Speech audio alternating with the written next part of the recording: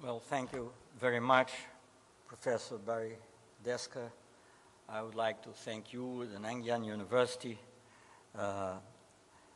and specifically the Rajasthan School of International Studies for this opportunity. Of course, I want to extend my thanks also to Minister George Yeo, who invited me to come to Singapore. And I would like to mention to you this is my first visit abroad after leaving office.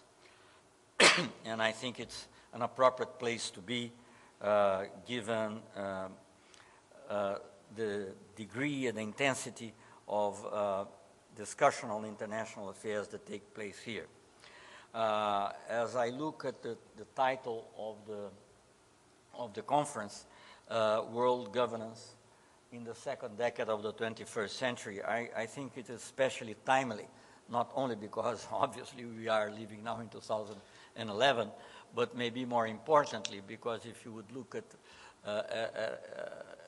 the timeline on a political way, you could say maybe that the second decade began with the revolution that's taking place in the Middle East.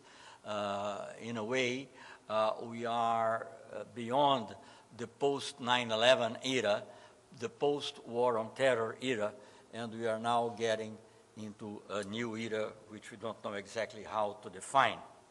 I have to say in all candor that I owe this perception to a younger colleague of mine with whom I had a discussion in Paris recently.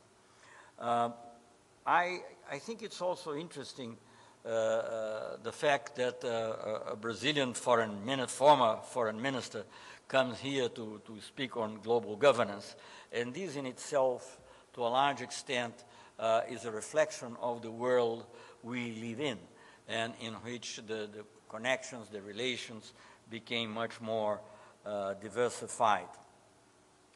Of course, I'm no longer in an official position, and that, of course, has advantages as well as disadvantages. Right now, I'm feeling more the advantages, and one of them is the possibility of speaking more freely. And I say more freely because I always try to speak relatively freely, even as foreign minister. But now I feel even less tied to specific positions, and that, I hope, will enable me to have a discussion with you on a rather candid basis.